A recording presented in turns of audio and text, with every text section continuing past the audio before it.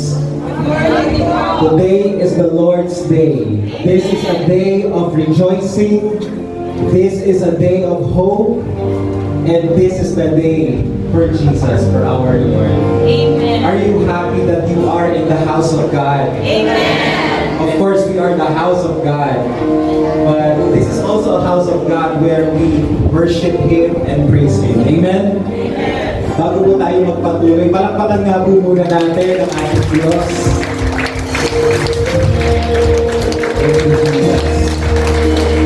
At patingin po muna natin ang ating mga katabi ng Happy Lord's Day.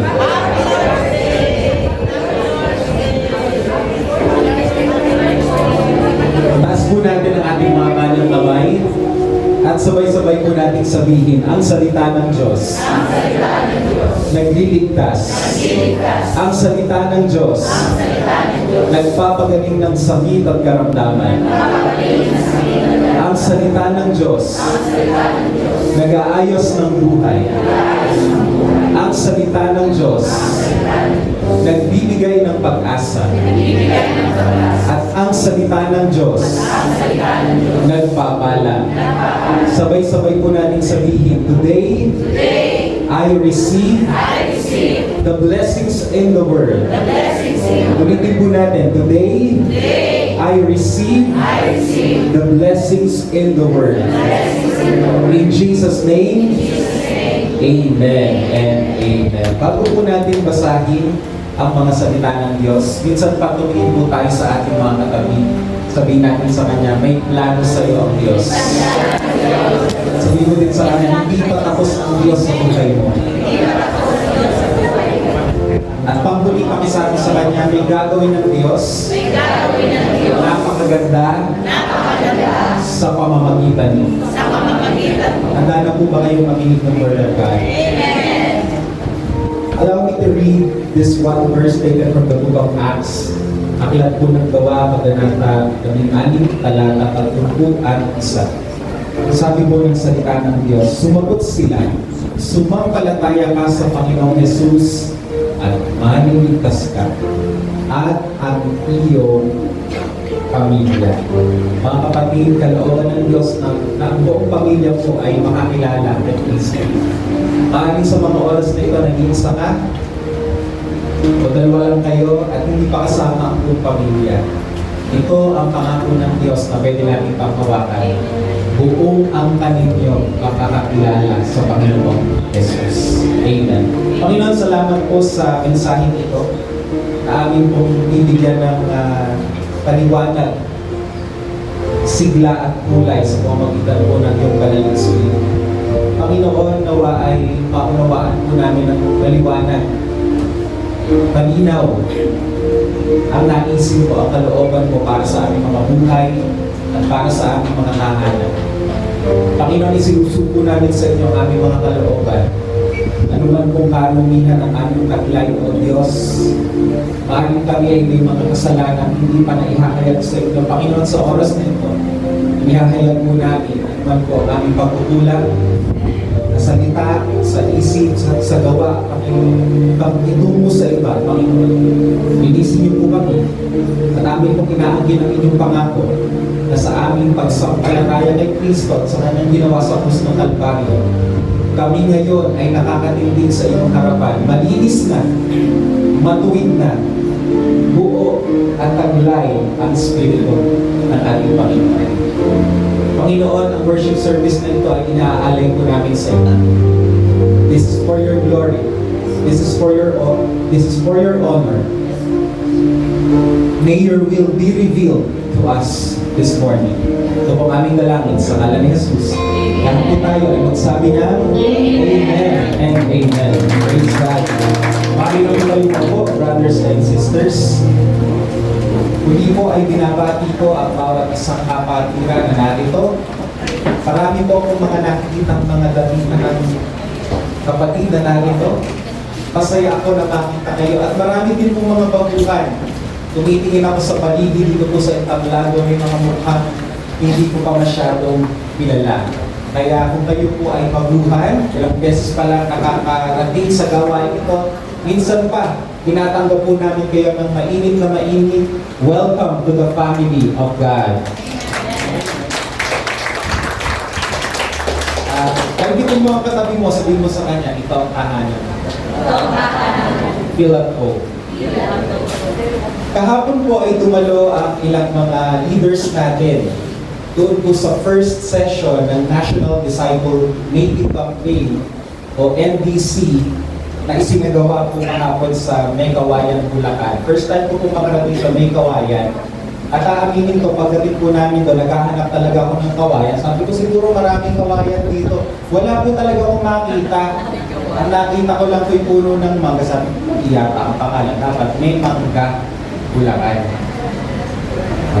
Pinaghandaan po yun, pero mukhang kinakalawang na namin pagpapatawa. Anong araw daw, tama si nanay, baka nung panahon ng Kastila, maraming bamboo, maraming kawayan na tinawag na May Kawayan. So dyan po kami galing sa Alium Complex, Putawayan. Dating sinihan po yan, lumang sinihan. At nakakatuwa nga yung patotoo ng senior pastor ng church na yan, Hope of Glory Community. Yan daw po yung kilalang sinihan sa lungsod nila na ang mga palabas ay doble. So, ano ba yung doble? Yung katabi kong pastor, tinanong ko, sabi, pagka daw doble, dalawang pelikula ang pinapalabas. Yung una, yung talagang pelikulang nakatalaga, and then sinusundan daw ng isang bawal na pelikula. So, paglaruin nyo na lang ang inyong kaisipan. So, kilala daw ang lugar na yan. At nung malapit na daw pong malugi ang sinihang yan, nakapasok itong church na ito. At pinaupa sa kanila yung sinihan. At kalaunan po, sabi sa kanya nung may-ari, sabi po dun sa pastor, alam niyo, bukan po kayong gumamit ng sinihan ito, ay maraming pagpapalang dumating. Kaya hindi na kami magpapalabas ng doble, inyo na ang sinihan ito. Ngayon po ay church na ang doblehan na sinihan iyan. So, napakaganda po nung nangyari kahapon, National Disciple Making Campaign. At yun pong campaign na yan, yung NDC na yan, ay isa lang po ang layunin. Hikayatin ang lahat ng simbahan sa buong Pilipinas na maging seryoso sa discipleship o pagdedisipulo. Sabihin nga po natin, discipleship. At dyan po sa maghapong pagtitipon na yan, ay paulit-ulit kong binabanggit yung mga salitang main thing. Sabihin nga po natin, main thing. At tinuturo po ng Congress na yan na ang main thing daw, yung daw pangunahin sa loob ng simbahan ay discipleship.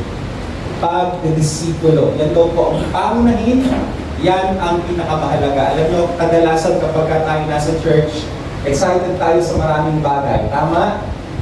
Palagay ko kayong lahat, taon-taon excited sa anibersaryo. Amen! Amen! Marami nga sa inyo ay produkto ng anibersaryo na imbitahan, dumalo, na-bless, nakilala ang Panginoong Jesus. Hanggang ngayon, dumadalo pa rin.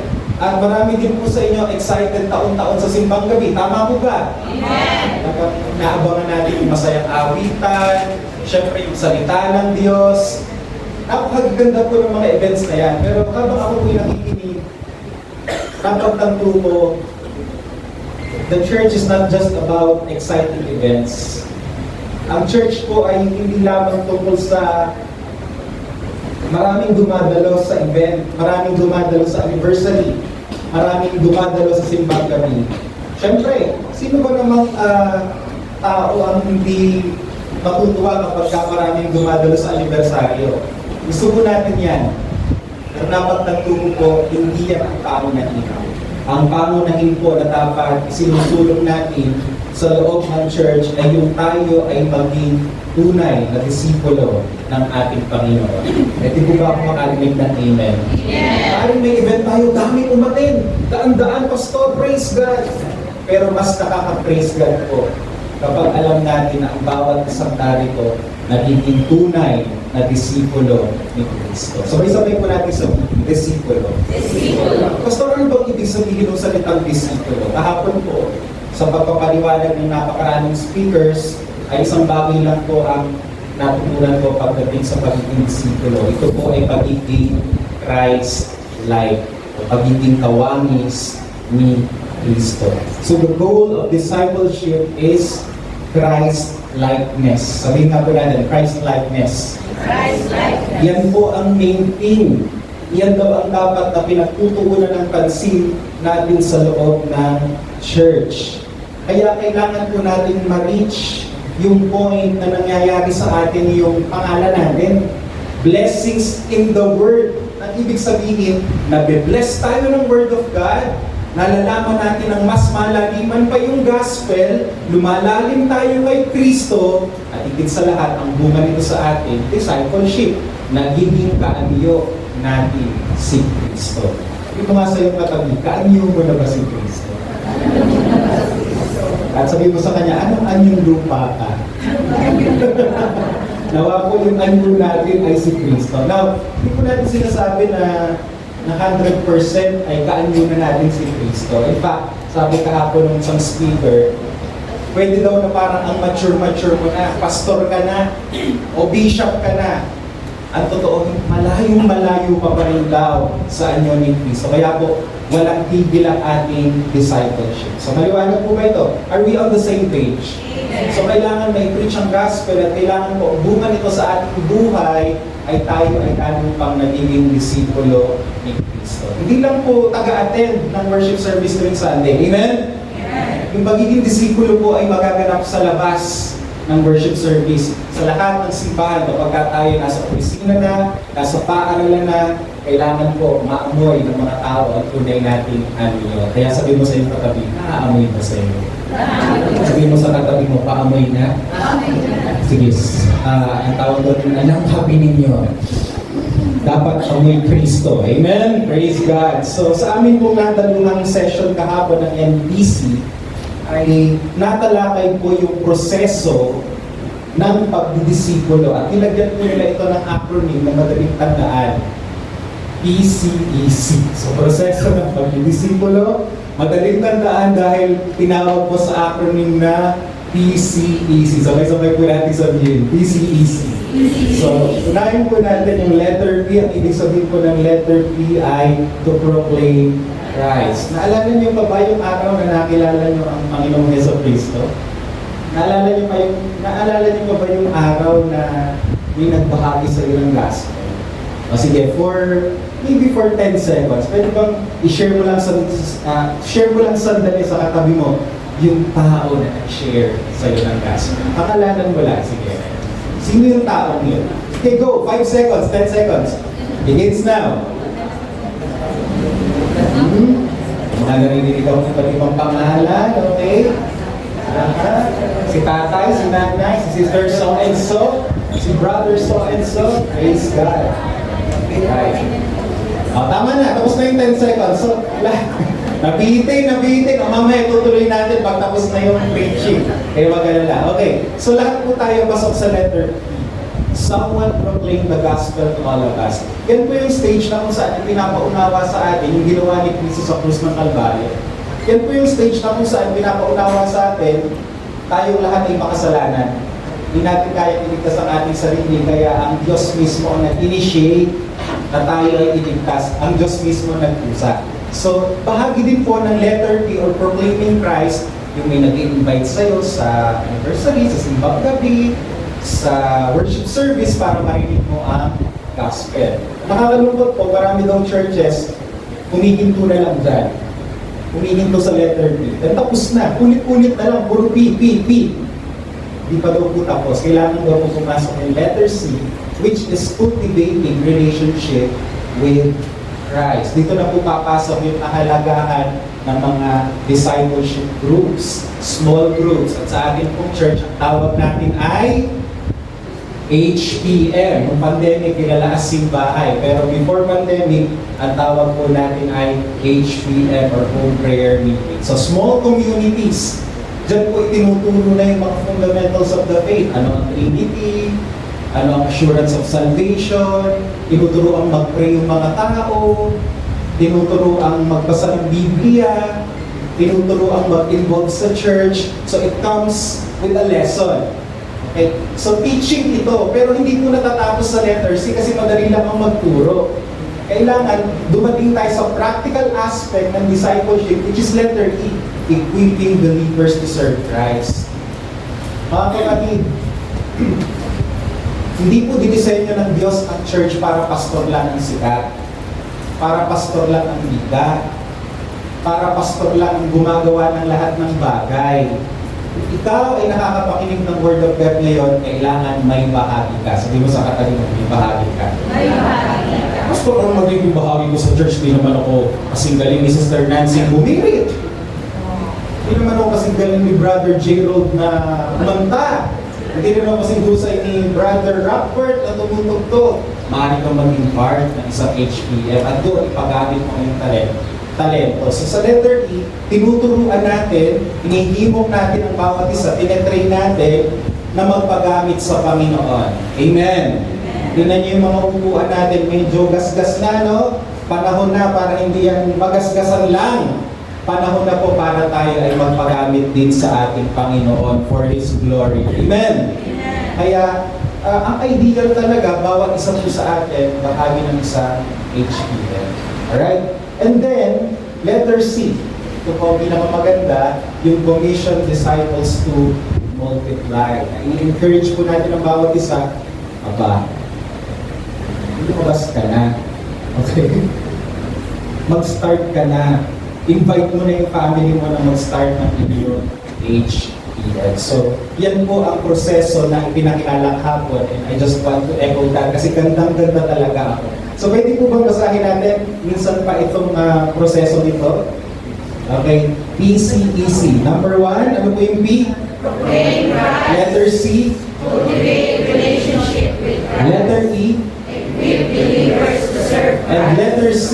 Commission disciples to Now, multiply. di man po ako nagbanggit ng mga Bible verses, pero lahat pong yan ay based po sa experience ng early church sa Book of Acts. Now, at this point, gusto ko lang po i-highlight na kapag ka bumisita ka sa iba't ibang mga churches, napakarami pong paraan ng pagdidisipulo. May mga simbahan, ang tawag nila, D-group, yung iba small group, yung iba cell group, yung iba life box, iba't iba.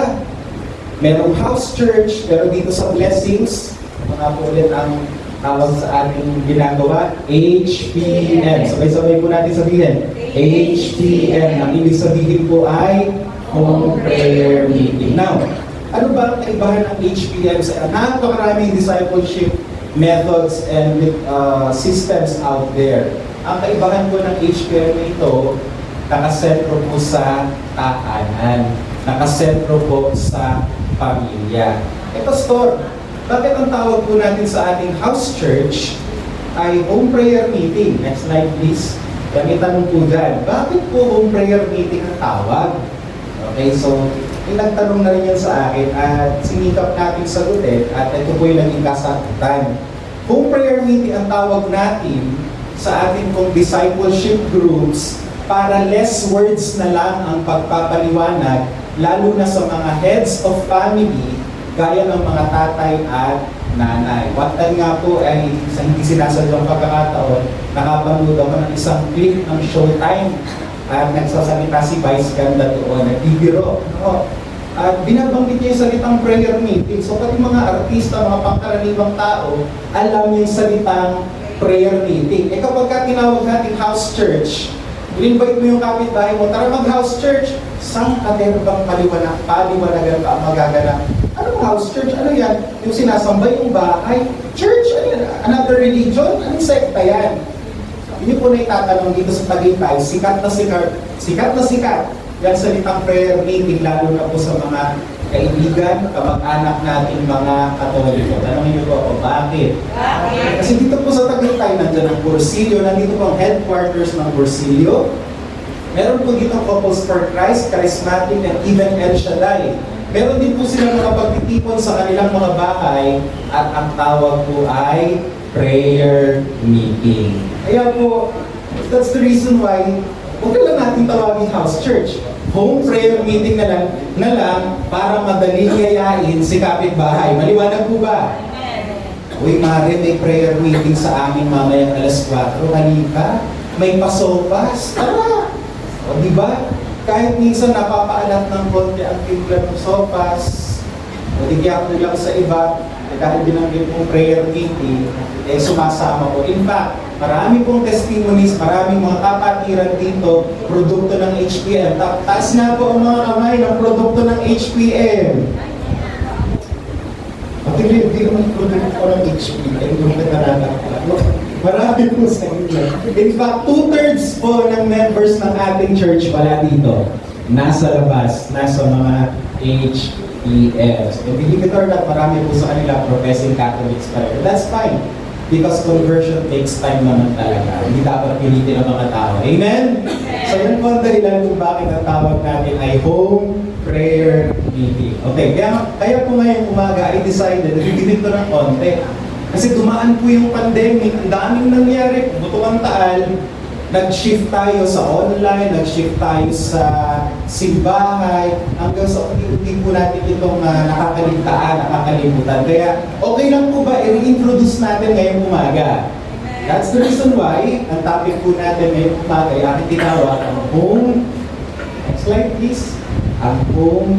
Ay, meron pa palang definition, nakalimutan ko, sorry po. So tingnan natin, ano ba ang home prayer meeting? Okay? So ito po ang kahulugan ng home prayer meeting. Ito ay lingguhang pagtitipon ng mga Kristiyano sa mga tahanan alinsunod sa halimbawang ipinakita ng mga naunang Kristiyano. Dito na po isa-isahin yung mga verses na yan. So meron po tayong scriptural basis na ang pagtitipon sa mga bahay-bahay ay biblical. Okay, pangalawa, layunin po ng HPM na gawing buhay ang diwa ng number 1, kerigma, pangangaral, liturhiya, pagsamba, number 3, diakonia o paglilingkod, number 4, koinonia, pagsasama-sama, o itong mga birthmarks ng local church na makikita sa aklat ng mga gawa. Pause lang sandali. Nung bata po ako, kapag kami sumisimba sa PICC, kasi sinasama kami ng mga magulang natin, pagtapos na po ang simba, napunta kami sa Harrison Plaza. Sino po sa inyo naabutan yun? Pasensya na sa mga Gen Z, pasensya na po sa mga Generation Alpha, hindi nyo na alam. Harrison Plaza, hindi nyo alam. Yun yung sikat na mall dati. Maraming tao. At naalala ko, sabi ng mami ko, pag nawala ka Joshua, madaling hanapin. Alam nyo kung bakit? Meron kasi akong birthmark. Ito po. Kita nyo ba? Cameraman, pakilapit. Meron po akong malaking dito, birthmark, balat. Swerte po yan. So, yan po yung pata ko. So, madaling, pag daw kayo nawala, kung batang payat na uhugi na may birthmark, nawawala po sa madaling tao hanapin. Now, hindi lang po ako may birthmark. Ang church po sa scripture, meron din pong birthmarks at 4 po yun. Okay? Kaya ngayong umaga, pag-aaralan po natin yung 4 birthmarks of the church according to the book of Acts. Tinawag ko po ang pag-aaral nito. Next slide, nandiyan ang balita. Wala tayo.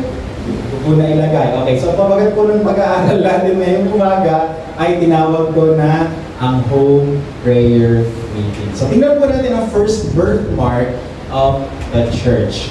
Yun, tingnan muna tayo. Inhale, exhale. Para po talaga sa akin. Sa endal ko, may hinahapos na mga. Alright, so first birthmark. Number 1 po ay kerigma. So kaya po na nakikita ninyo sa picture, HPM po yan sa Mendez. HPM ni na Brother Gerald. Inuha ko kapatid.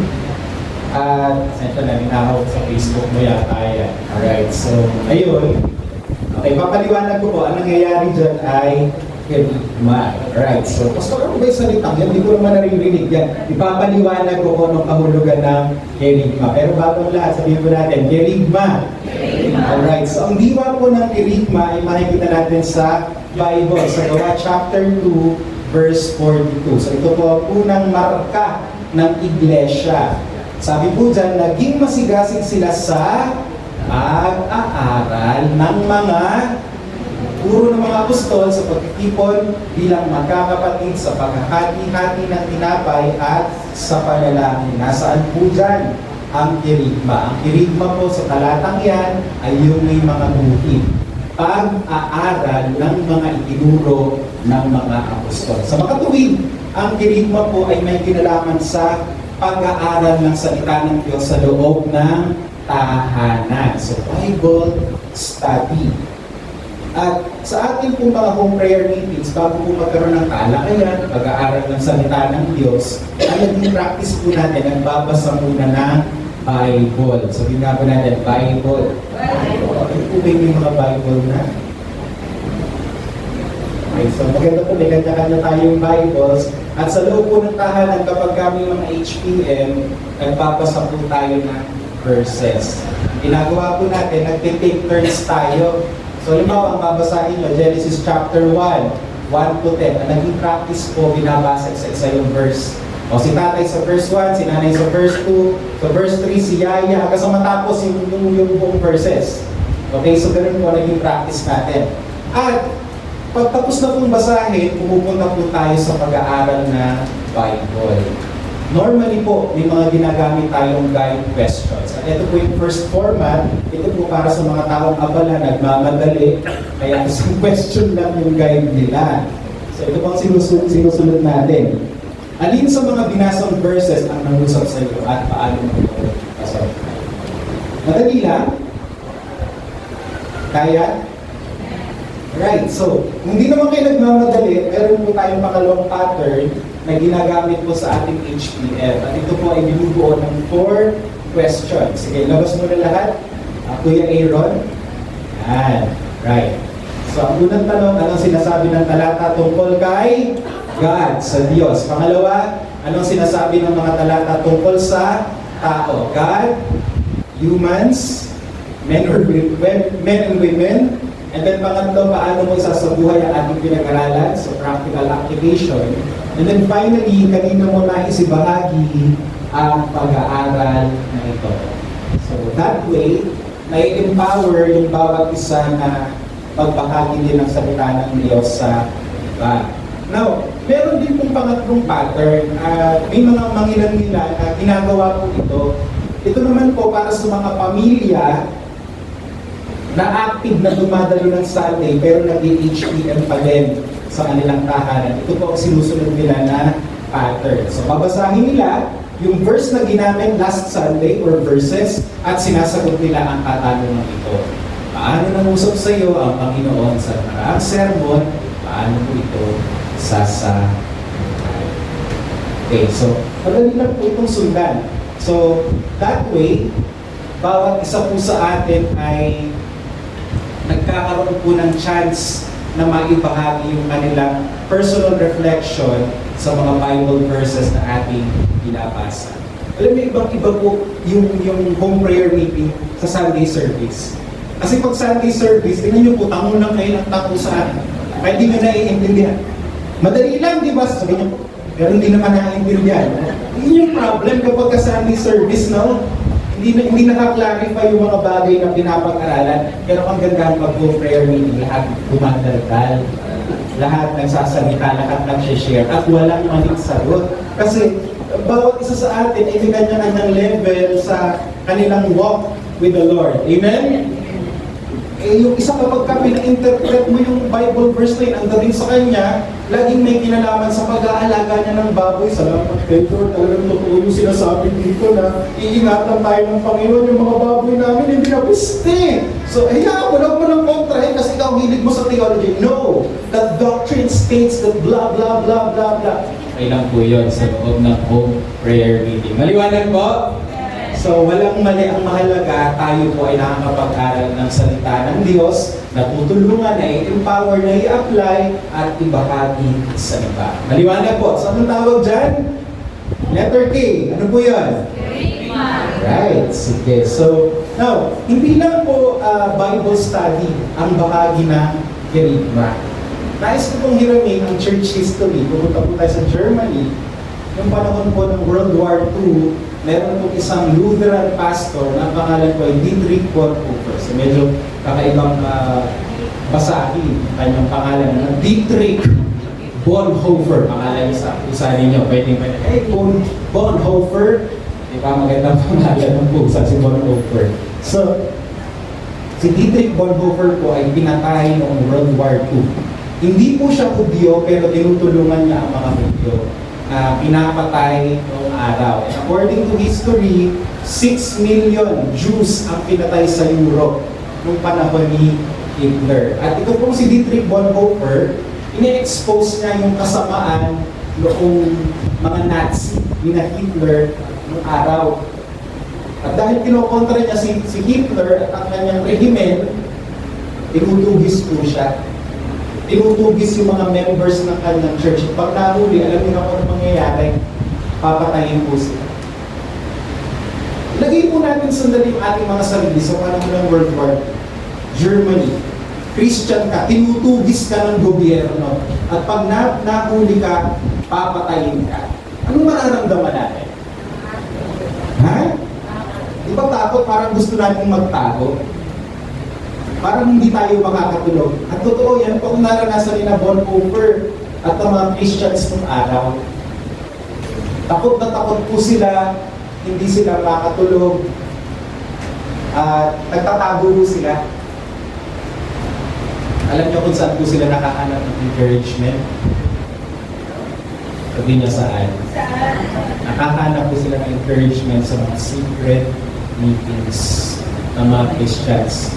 At doon po sa mga secret meetings, may tinatawag po sila sharing time. Sabihin po natin, sharing time. Okay. Tingnan po natin ang sinabi ni Bonhoeffer patungkol po sa sharing time sa kanilang secret meetings. So, sabi po niya, when one person is struck by the word, he speaks it to others. God has willed that we should seek and find His living word in the witness of a brother, in the mouth of man. Sabi mo sa katabi mo, importante ang bibig mo. Importante ang bibig mo. Pinagpala ang bibig mo. Right? So, dapat daw yung bibig natin, dyan lumabas ang words of God. Right? Sige, tuloy natin. Mamaya po natin papaliwanag pa. Therefore, the Christian needs another Christian who speaks God's word to him. He needs Him again and again when he becomes uncertain and discouraged. Sino po dito nadi-discourage? Sabi ni Bonhoeffer, kung nadi-discourage ka, umattend ka ng mga meetings, umattend ka ng Bible study, at doon ma-encourage ka kasi yung katabi mo ibabahagi yung karanasan niya sa salita ng Diyos. Kaya na-imagine ko yung secret meetings ni na Bonhoeffer ng araw, ganito yung nangyayari. Alam nyo, nung isang araw, muntik na akong barilin nung pulis. Nahuli na nga ako, nagtatakbo ko, binabaril na ako, pero puri ng Diyos, niligtas niya ako. Ay, ganyan din yung naranasan ko. Totoo talaga yung Word of God na ang Diyos kasama niya. Kaya yung best translation ng Word of God, nung panahon ni na Bonhoeffer, hindi yung memorize mo na yung scripture. Maganda yun. Pero ang best translation yung naibababa mo sa karanasan mo, yung pinapag-aralan mo sa mga Diyos. Amen? And when you hear how your brother or sister experience the Word of God, nagiging pagpapala yun sa iyo. Amen? Kaya kung natin kayo ng mga prayer meeting, share nyo paano nyo naranasan ang Word of God, paano nyo naranasan si Lord. At doon tayo encourage kayo. Alam mo, sister, yung share mo kanina, amang-ama yun sa akin. Parehong-pareho tayo ng pinagdadaanan kasi, kagaya mo, muntik na rin akong lumaya sa asawa ko. Nag-alsabalutan na nga ako. Lumabas na nga ako ng bahay namin. Iiwanan ko na talaga yung mga anak at asawa ko. Ay nataon naman, wala nang biyahe ang bugyo. Di ako umuwi na lang. Kaya hindi nga ika naranasan. Now, huwag niyo naman pong isipin na sa prayer meeting puro chismis. Hindi po ganon. Ang point doon, we are so Bible-centered, we are so Word of God-centered na pati buhay natin aapekto naman. Kaya na-share po natin. Amen? So, ang tawag po natin dyan, sharing time. Sabihin natin, sharing time. Now, kung gagawa po kayo ng grupo sa inyong bahay, paalala lang. Dahil nga ang nature nito, nagsasalita ang bawat isa, maglagay po kayo ng time limit. Kasi ang character minsan ng mga Pilipino, kapag feel na feel yung moment, 2 oras nag-share.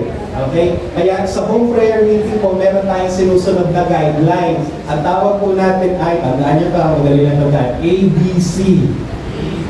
Yung mga nag-HPM dyan, baka nalimutan nyo na to. ABC. So sharing time, okay, time to share, ABC.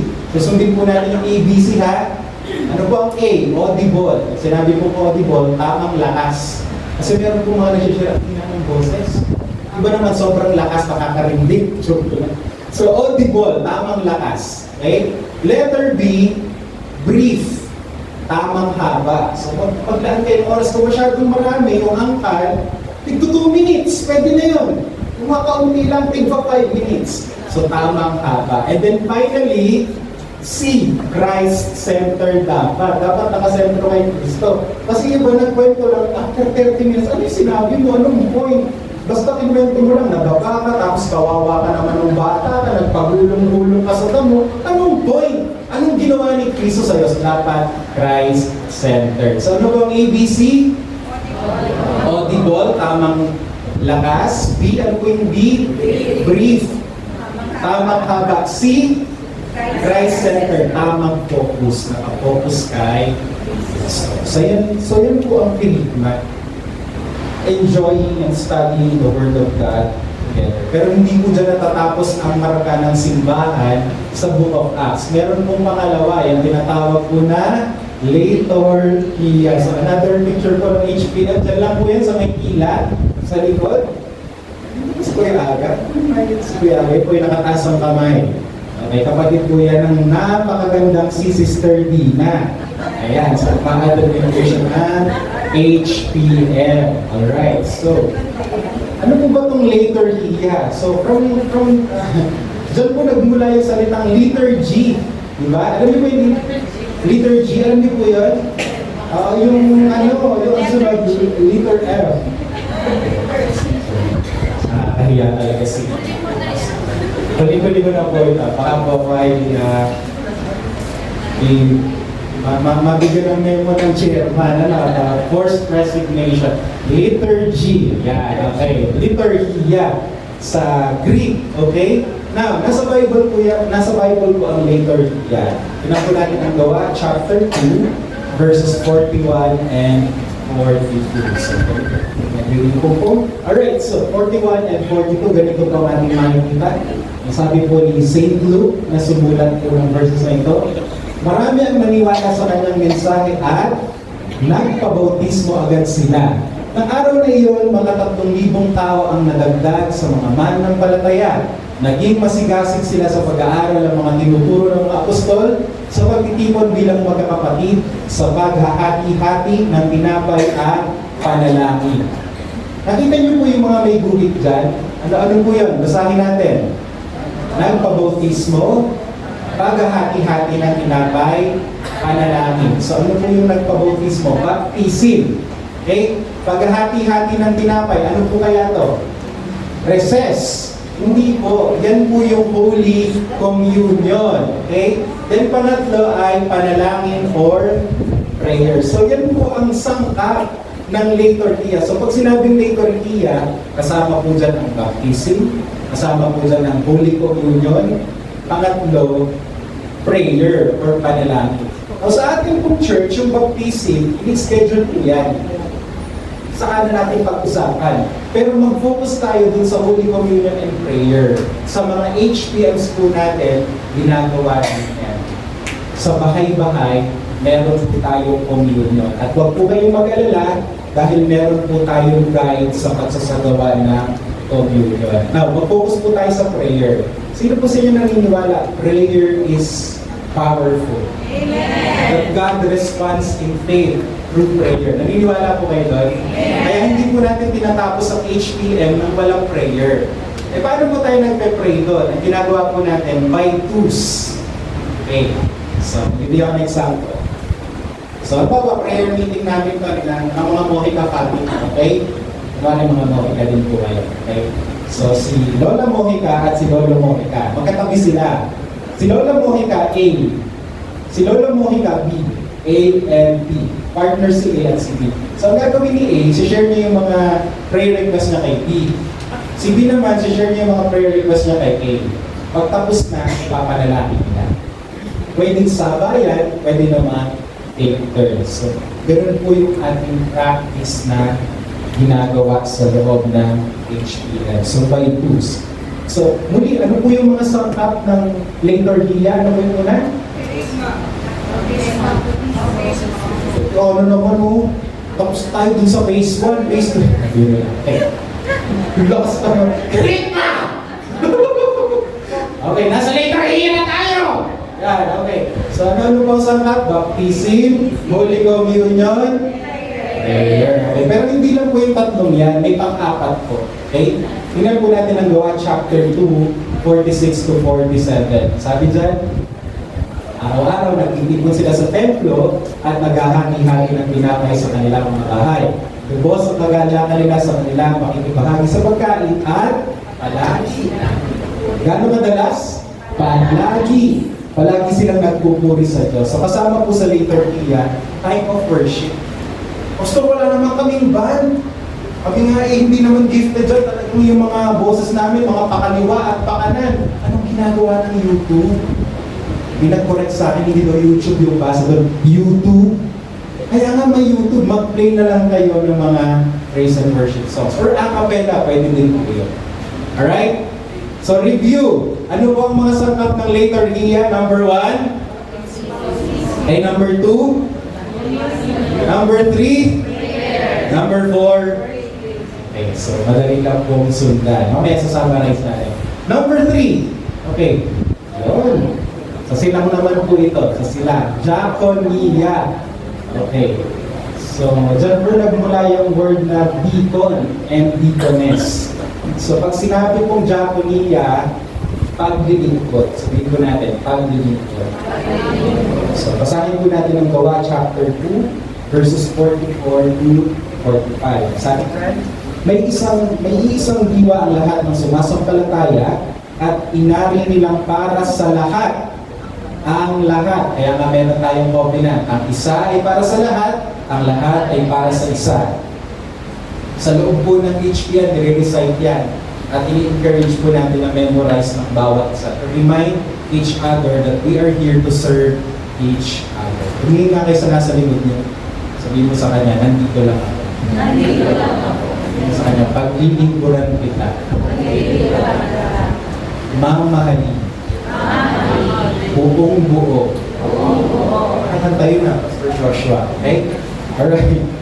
Nasa na po tayo. So, yeah, tuloy po natin. Pinagpili nila ang kanilang mga ari-arian at lahat ng meron sila at pinaghati-hatian ang pinagbilhan ayon sa pangangailangan ng bawat isa. So, mapapansin po natin na doon po sa early church, mayroon po silang pagbabahagi na ginagawa.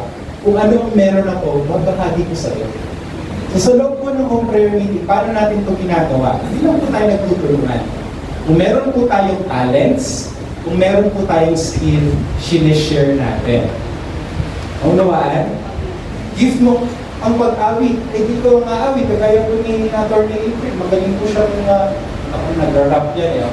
One time, no? Praise and worship rap naman. Yeah, break it down. Jesus is Lord. Mga ganun. Pwede po yan. Kung gift mo yun. Okay, lang sige na namin. Pagkat ka nandun sa harapan. Okay. So, ano ba? Yung isa magaling magluto ng sopas, edi siyang magluto ng pagkain. Yung isa magaling talaga sa kadaldalan, edi siyang facilitate ng Bible study. So, ano po ang gift ng bawat isa, i-share natin. Okay? Sabihin mo sa katabi mo, i-share mo yan. I-share mo yan. Ligaya ni Lord. Ligaya ni Lord. Ako ba sa church na to? Hindi naman nila ako pinapansin. Ako ba sa church na to? Meron naman ako mga talents, di nila nakikita. Minsan po kasi pag lumalaki talaga ang church, ang disadvantage ay talagang minsan, alam mo yun, yun at yun din yung mga tao na madalas natin makita na ginagamit. Nawa ma-break yun. Pero it takes time kasi. So, anong solusyon? May home prayer meeting, doon mo ibuhos yung talento mo. Doon ka bumirit ng kanta, biyaya mo. Doon mo ipakita yung what you've got. Alright? for the glory of God, syempre. Now, gusto ko i-share sandali yung format na ginagamit natin sa HPM. Okay, mabilisan lang po ito. Ito po yung sequence natin. We start our meeting with Thanksgiving. Next, opening prayer, songs of worship, faith of confession. Alam niyo po yan, yung ginagawa natin pagsabi, ang salita ng Diyos. Alam niyo, ginawa namin ito sa De Los Reyes family. Ang gumagawa si Charles. Na-share ko yung video na, yung pandemic, napaka-cute po. Ang salita ng Diyos na piniglas. Next, scripture reading, yan po yung nag-take turns. And then Bible interaction. Yan po yung nagtatalakayan na tayo. Then prayer time by twos, Holy Communion, closing prayer, and benediction.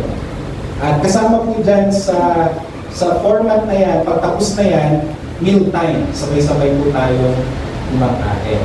Kaya masarap mag-invite ng kapitbahay. Mapapansin po ninyo, okay, eyes on the board, glass, eyes on the board, eyes on TV, mapapansin po ninyo, iba't ibang parts.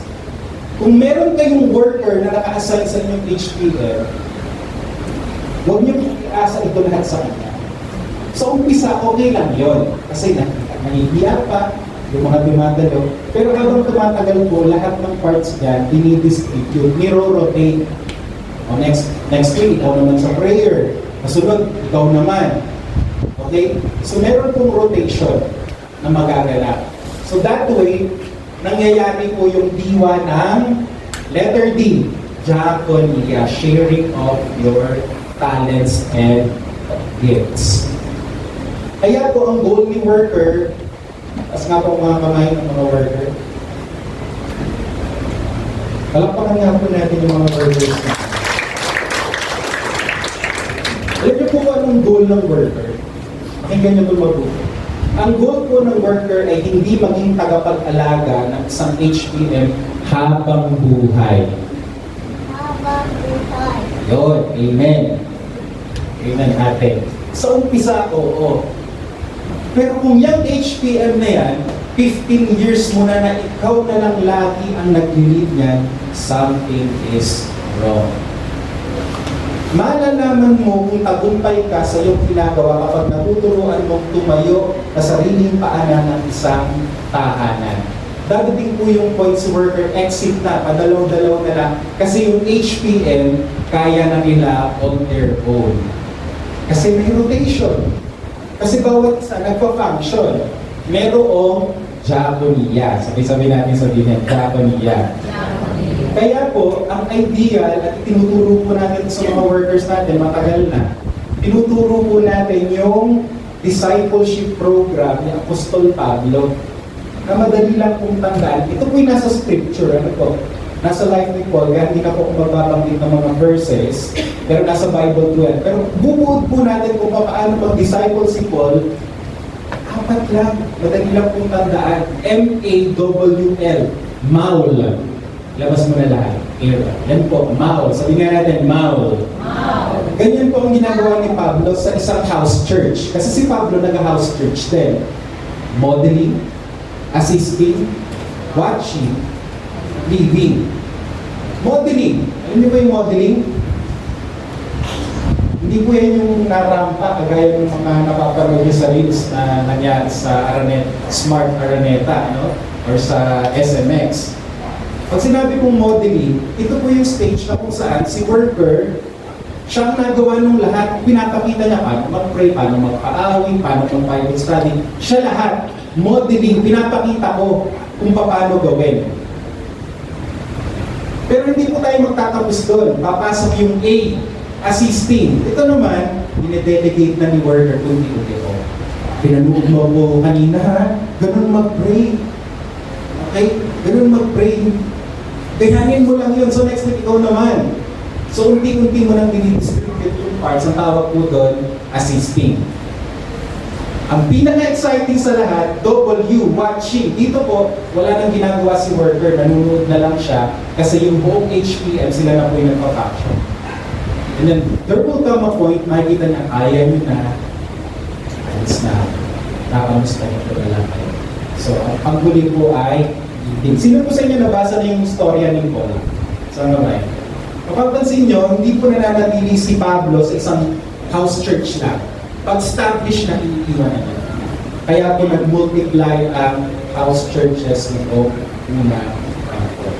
Pastor, kanino namin iiwan yung HP? Dapat may tumayong next worker. Yes! Dapat may next leader. Paano kung malalaman, Pastor, kung yung taong yun ang next leader ng HPL? Kailangan po ang hanapin natin katamian ng isang leader ay fat. Sabihin po natin, fat. Sabihin mo nga sa iyong katabi, are you fat? Pastor, bawal na yung mga ganyan. Alam mo ba ngayon, Pastor, kapag kasi sinabi kong mataba ako at maitim ako, pwede kang kasuhan at ang iyong fine, 20,000. Ito po yun, RA, ang number, Brother Jake. Pinag-usap ko natin sa school, nakalimutan ko. Meron akong Republic Act, bawal na pala magsabi ng ang taba mo, ang itim mo, pwede mo itiman kakikinig ka. Okay, basta may nabasa kami ni Brother J, RA sa akin. Ayan. Sabi mo ba yun, attorney? Ay, hindi. Ayun. So, but for the sake of our discussion, pag naghahanap ka ng successor sa HPN, sa leadership, kailangan po FAT. F-A-T, faithful, available, teachable. Pag faithful, pag sinabi mong faithful, rain or shine, nandyan siya. Gagawin niya. Available, talagang gumagawa yan ng time. Ano pa kayo yung faithful, available? And then teachable, yung willing magpa-correct, willing magpa-correct. Okay? So yun. And finally, tapusin na po natin ito. Ang-apat po na marka ay koinonia. Letter K, koinonia. At yan po ang favorite natin sa lahat bilang mga Pilipino. Gawa chapter 2, verse 42. Naging masigasig sila sa pag-aaral ng mga ginuro ng mga apostol, sa pagtitipon bilang magkakapatid, sa paghahati-hati ng tinapay, at sa panalangin. So, pag sinabi pong koinonia, being together. Okay? Verse 46, tingnan nyo pang sa atin. Araw-araw nagtitipon sila sa templo at naghahati-hati ng tinapay sa kanilang mga bahay, lubos ang kagalakan nila sa kanilang pakikibahagi sa sabi po natin, kainan. Alam niyo nung araw, ang tawag po ng early church dyan ay love feast. So bukod po sa Holy Communion, meron po silang salo-salo. Alam niyo kung ba't sila nagsasalo-salo ng araw? Hindi lang para mabusog. Hindi lang dahil nagutom sila sa Bible study. Kasi para po sa kanila, yung pagsasalo-salo sa pagkain ay isang simbolo.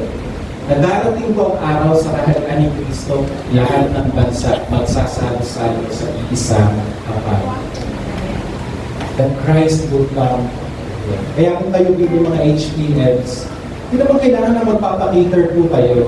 Kung kaya ilugaw, ilan po yan. Kung kaya skyflex at kape, ilan po yun. Pero meron po talaga mga HPMs. Nalala ko dati, pagka nag-HPM po talaga ang daming handa. So okay lang din po yun. Ang point, kailangan po ay may salo-salo. So i-vote po natin yung apat na marka ng simbahan. Okay? Number 1, Kerygma, study of God's Word. Number 2, liturgia, baptism, Holy Communion, prayer, and worship. Number 3, diaconia, sharing of funds, resources, talents. And number 4, koinonia, fellowship, and having meals together. Kapatid, kaya po natin ito sa grace of God. Amen? Kayo po'y may HPN noon na wala dahil sa pandemic, panahon na po para ibalik. Amen? So wala namang worker, kahit kayo, pwede kayong magsimula. Kasi ngayon po, limited lang ating workers. That's why we need to train some more. Ano po? Basta maganda naman yung mga sinasabi niya, gandang teorya niya, masarap pakinggan. Pero ang totoo, Pastor, hindi naman practical yan. Okay na yung Sunday na lang. Sunday na lang tayo magkita-kita kasi ang busy ng mga tao ngayon. Mga kapatid, naging maliwanag po sa atin, ito ay nasa Word of God. At napakahalaga po ng discipleship. At alam nyo, ang pagsunod sa Diyos ay may karampatang gantimpala. Wala yata akong kausap ngayon. Ang pagsunod sa Diyos ay may karampatang gantimpala. May reward po yan. Psalm 37 verse 4. Basahin po natin. Okay? Sa Panginoon mo hanapin ang at ibibigay niya sa iyo ang sino po sa inyo gusto ng kaligayahan sa buhay? Kahit may mga pagsubok, masaya ka pa rin. Kahit minsan may mga bayarin, patong-patong na bayarin, masaya ka pa din. Alam mo kung ano totoong ninanais ng puso mo? Mayapakan din Kristo. Maraming tao ngayon hindi kontento. Sabi dyan, kapag kasunod ka sa Panginoon, yung totoong ninanais-nais ng puso mo, ibibigay sa iyo ng Panginoon. Mararamdaman mo yung pagiging buo, yung satisfaction, yung joy na kay Kristo lang masusunod. Kumpletong buhay. Amen? Matthew chapter 6 verse 33. Sabay-sabay po natin sabihin. Basahin. 1, 2, 3. Ani, unahin ninyo ang mapabilang sa kahayaan ng Diyos at ang pagsunod sa kanyang kalooban at ibibigay niya ang lahat ng pangangailangan. Sino po sa inyo naniniwala ng Diyos natin ay provider? Amen! So sa ating pong paglakad, sa pagkatawag ng Panginoon na maging pamayanan sa loob ng bahay, naniniwala po ako may karampatang gantimpalayan sa bawat isa. Hindi lang po material na bagay. Higit sa lahat, yun po mga spiritual na bagay, paglago sa Panginoon, kapayapaan, karunungan, yan po ang mas higit nating kailangan. So bilang pagtatapos po, nais kong iwan sa inyo isang boat na ito at nawa po ay magsilbing kalakasan sa ating lahat. Let us pray to the Lord and ask Him to protect the family in the crisis with which the devil wants to destroy it. Families are the domestic church where Jesus grows in the love of a married couple in the lives of their children. Meron daw pong kaaway tayo na hindi nakikita. Gustong wasakin ang buong mag-anak. Gustong wasakin ang pamilya ng bawat isa. Kaya ang kaaway galit sa HQ, galit sa house church. Kasi kapag may gawain sa loob ng bahay, may protection from the Lord. We become deeper into the things of God. Amen. It's time to bring back the blessings in the Word of God sa loob ng ating mga tayo. Manalangin po tayo. Panginoon, salamat po sa umagang ito. Na muli na paalalahanan niyo po kami ng the main thing, to become Christ-like. Lord, ang buhay Kristiyano, hindi po humihinto dun sa pinawalang sala, pinili, binigyan ng bagong buhay, eternal life. Lord, nagpapatuloy ang pagliligtas mo sa amin. At hindi po namin kayang maging banal sa amin lang. Kaya ibinagkaloob mo ang iglesia, sapagkat sa loob ng church, na nagtitipon sa templo, at ganoon din sa mga bahay-bahay, kami po ay lalo pang umahakbang sa kabanalan, Panginoon. Nagiging kaanyo namin si Kristo. At nawa, O Diyos, ito po'y masunod sa aming mga buhay. Tulungan niyo po ang church na ito na magkaroon po ng hangarin na bumuo ng mga house churches kung paano yung mga early Christians ginawa din nila ito, Panginoon. May it be so in our time. Salamat po, Panginoon. Ito po ang aming dalangin. Sa ngalan ni Jesus, Amen and Amen. Tayo po lahat ay tumayo. Pastor Nestor.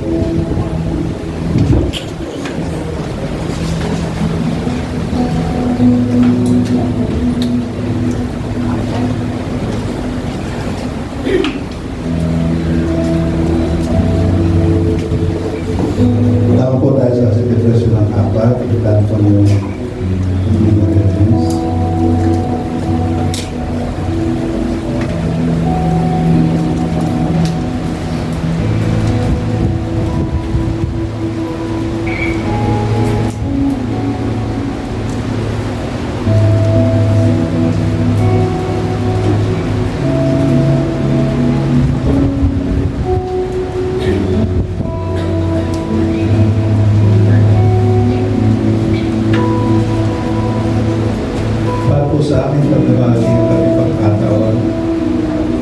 ay napakahalaga ng selebrasyon ng hapon. Pagkakataon din po ito na tayo ay magkaroon ng paglapit at pagsurrender sa Panginoon. Yung mga bagay tayo mahal na sa nakaraang linggo ay tayo ipagsalansin sa Diyos. Mahal sa pagitan ng ating isip, salita at gawa, ay tayo ay nagkasala. At pagkakataon ito, para tayo ay bigyan ng tawad sa atin. At mapanatiling yung kabanalan natin sapagkat nung si Jesus Christ ay nakuhin ang pagbabayad sala niya sa krus ng Kalbaryo. Tayo po ay nagkaroon ng kabanalan, spiritual. We were made holy, blameless. Nakikiwas na tayo sa simbahan kasalanan. Pagkat di natin ang pagbabayad sala. Now, in the natural, tayo ay habang nakatuntun pa ang mapaalam sa lupa, kakaban tayo. Pero nais natin in the eyes of the Father na nakita tayo yung blessings. Kaya sinabi niya sa 1 Thessalonians 5:23, pinanganais ng Diyos na sa kanyang pagdadating sapagkat our blessed hope ay wala iba kundi inaasahan natin ang pagpalit ng ating Panginoon ay matatang tayong kalagayan ng kabanalan sa katawan, sa espiritu, at katawan. The Word of God declares and sa 1 John 1:9 na kung tayo lalapit sa Kanya, kung umpisan natin ang ating mga kasalanan, He is rightful in just to forgive us at lilinisin tayo. He will cleanse us from all our sin and unrighteousness. And we are holy in the sight of the Father. Not just spiritual, kundi in the image of the natural. So at this point of time, ito po ang nakakawang para tayo ay magparumbalik. Magpagsimbala ulit. And ang always to God, mag-disciples. Takapin po natin ang simbolo ng katawan ng tao para ibahin ito. Bread. That symbolizes the body of the Lord Jesus Christ na nasaktan sa krus. And by His stripes, sa ating salita, we are healed.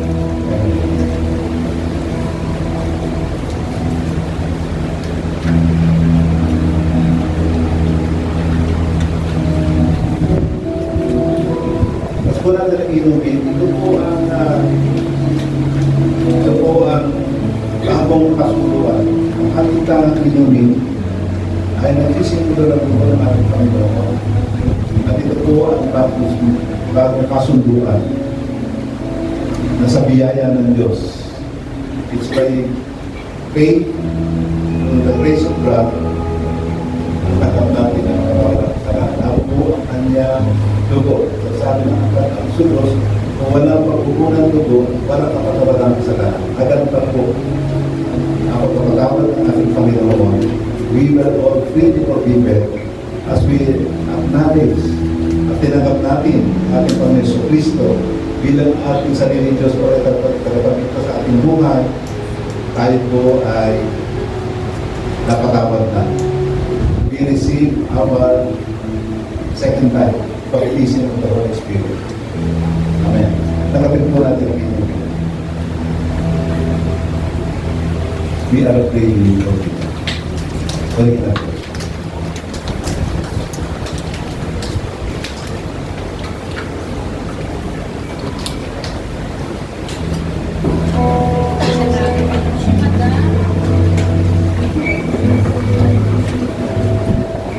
Alright, so na-bless po ba ang lahat? Amen. Okay, so ngayon po, tayo naman po ay ilagay po natin ang ating kanang kamay sa ating dibdib at sabay-sabay po natin banggitin ang ating covenant. 1, 2, 3. Kami ay nagpasya. Kami ay nagpasyang magmahalan bilang magkakapatid. Ang isa ay para sa lahat at ang lahat ay para sa isa. Ang lakas ng isa ay lakas ng lahat at ang kahinaan ng isa ay kahinaan ng lahat. Kami ay nagpasyang magtulungan hirap at ginhawa, ang bawat isa ay hugutan namin ng lakas. Kami ay nagpasyang sama-sama lumago bilang mga anak ng Diyos. Sa pangalan ni Jesus, Amen. So, pwede na po tayo paupo. Okay, so pakiamoy naman ang inyong mga katabi. Dapat naririnig talaga. Okay, so anong amoy? Ba't yung sabi ng isa? Mabango daw si Aaron. Ayun, so amoy Panginoon na ba tayo? Amen. Hindi makaiman to. Siguro, konti pang Bible study guys. Konti pang HPM siguro para mag-smell Christ-like naman. Okay, so para naman po sa ating newcomers, so we have Sister Juliet Manzano and Sofia Ramos. So iniimbitahan po namin silang tumayo. So, dito po ba sila? Ayun. And si Sofia Ramos daw po. Okay. So, welcome po sa blessing. So, atin po i-extend ang ating mga kamay sa kanila at ipanalangin. So, Lord, maraming salamat po sa buhay ng dalawa sa aming mga kapatid ngayon na si Sister Juliet at si Sister Sofia. Lord, alam po namin na kahit dalawa lang sila, ito ay napakalaki na.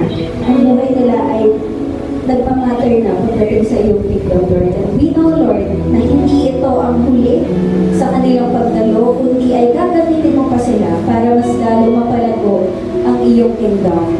And we thank you for their lives, Lord, and we pray na sa word ko ngayon, sa kanilang pag-attend ngayon, ay mas lalong mag-umapaw at mag-alap ang kanilang relationship sa inyo. In Jesus' name we pray. Amen. So, welcome po sa ating simbahan. And para naman po sa ating announcements, so we have our basic theology class every Tuesday from 5:30 to 7:30 p.m. Dahil kung babalikan natin yung word natin kanina, yung PCEC, hindi tayo pwedeng mag-jump sa EC kung hindi natin nagagawa ang C. Cultivate relationship with Christ. So, kung ikaw ay naghahanap ng paraan para upang mas lalo mapalalim yung relationship mo kay God, dito ay perfect for you. Every Tuesday, 5:30 to 7:30 p.m. And we also have Sunday school every Sunday from 9 a.m. to 11 a.m. Open for ages 3 to 12 years old. And para naman po sa ating mga kabataan, we have our weekly youth fellowship every Saturday via Zoom from 5 to 7 p.m. And for our prayer hour, every Friday po from 5:30 to 7 p.m. And of course, ang ating Sunday worship services ng morning and evening fellowship. So sa morning naman po ay 9 to 11 a.m. and for the evening fellowship naman po ay 7 to 8:30 p.m. And host the prayer meeting for your family. So guide po natin, na-discuss po kanina ni Pastor, pero meron din po tayong uploaded guide sa ating FB page. Praise and worship team is in need of instrumentalists, keyboardists, bassists, lead guitarists, and drummers. So if you are interested, fill out the form at the registration table. Para naman po sa ating giving, tawagin ko lamang po ang ating sister in Christ na si Sister Ina.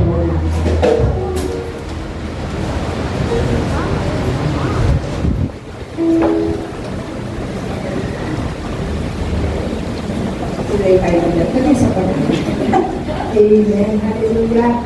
Ang lahat po, alam ko, pinagpala ngayong oras na to. Pagpuri po sa Panginoon, muli ako ay binigyan ng pagkakataon ngayong oras na ito upang maibahagi sa inyo ang pagpapala ng aming Panginoon.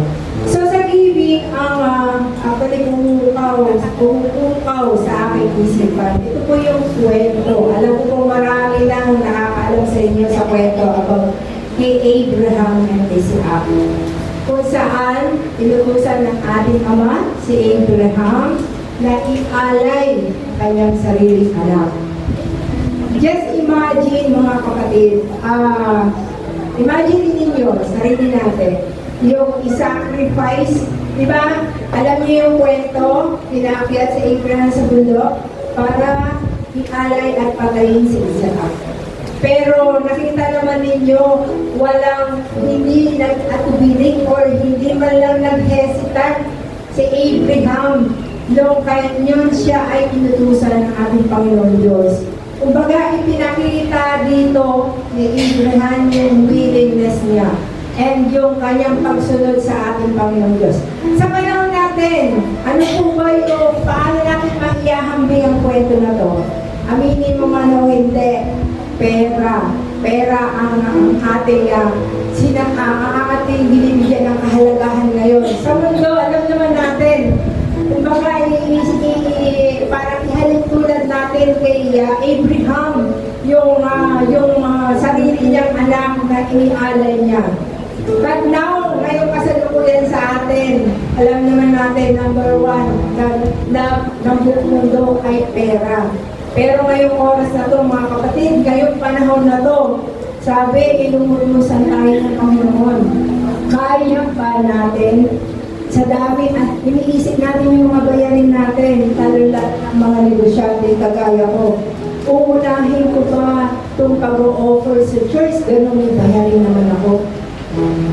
Kaya ko bang ibigay ito o isundin ang utos ng inuutos sa akin ng Panginoon? Mapuputulan na ako ng kuryente. Kaya mo ba yung ginawa ni Abraham? Diba question yun? Pero kung makikita natin yung pagsunod, yung sacrifices, lahat po yan. Sabi nga kanina sa ating ibinahagi ng ating pastor, seek you first the kingdom of God and everything shall be added unto you. Unahin po natin ang Panginoon and definitely hindi po tayo magsisisi. Baka naman sabihin niyo sa akin, sabi ni sister, mag-offering daw, bakit naman hanggang ngayon, problema pa rin ako sa bayarin. Hindi, ito po yung ibabahagi ko sa inyo bilang isang Kristiyano. Bilang hindi po tayo free sa mga problema kahit po tayo yung mga Kristiyano. Pero ito lang po ang ibabahagi ko sa inyo. Iba po pag na kay Kristo Jesus tayo. Dumadaan tayo sa mga pagsubok financially, emotionally, mga problema sa ating pamilya. Pero maniwala po kayo, iba po kung inuuna natin ang ating Panginoon Diyos. Hindi lang po pagpapala ang ibabalik niya sa atin pag po tayo ay natutong sumunod sa Kanya. So, purihin po ang ating Panginoon Diyos sapagkat hindi po siya nagkukulang. Lahat po ay sapat at sobra-sobra pa. So, alam ko, lahat tayo ay meron. Wala pong mahirap na anak ng Diyos. Amen po ba? So, lahat po ngayon, hawakan po natin ang ating pagpapala na i-offer sa ating Panginoon Diyos, ating pagsunod.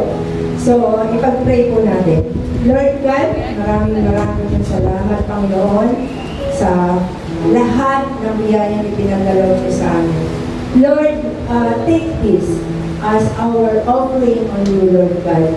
Kaya mo, Panginoon, na gamitin mo, Panginoon, ang mga iyong offer namin sa inyo, Panginoon, para marami, Panginoon, na nangangailangan kaluluwa, Panginoon, ngayong oras na ito, Panginoon. Gamitin mo, Panginoon, ang iyong namin sa inyo, Panginoon, upang tulad namin, marami pang nangangailangan, Panginoon, ng iyong mga salita, Panginoon, upang maranasan din nila, Panginoon, ang mga nararanasan naming pagpapalang na pumula sa iyo, Panginoon. Lord, ibuhos mo ang pagpapalang sa bawat isa, Lord God. Lahat ng pangangailangan, Panginoon, ng bawat isa, Panginoon, alam ko, tinulong mo na. Financially, ano man yan, Panginoon. Peace of mind, Panginoon, iluhos mo na, Panginoon, Lord God. Naniniwala, nananampalataya kami, Panginoon Jesus, na lahat, Panginoon, ay hindi mawawala ng kabuluhan. Ito po ang papuri at pasasalamat namin sa pangalan ni Jesus. Amen.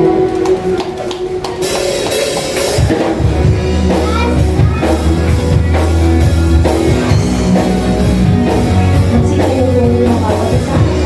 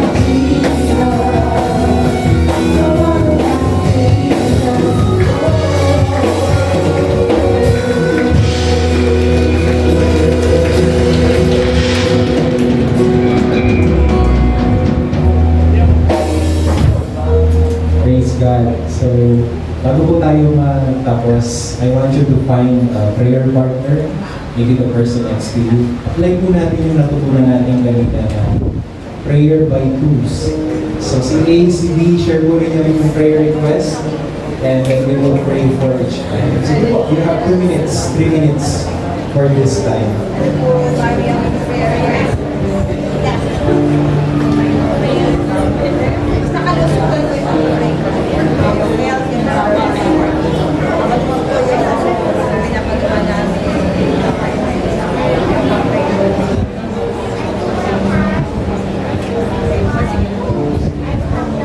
Sabayan tayo mag-pray.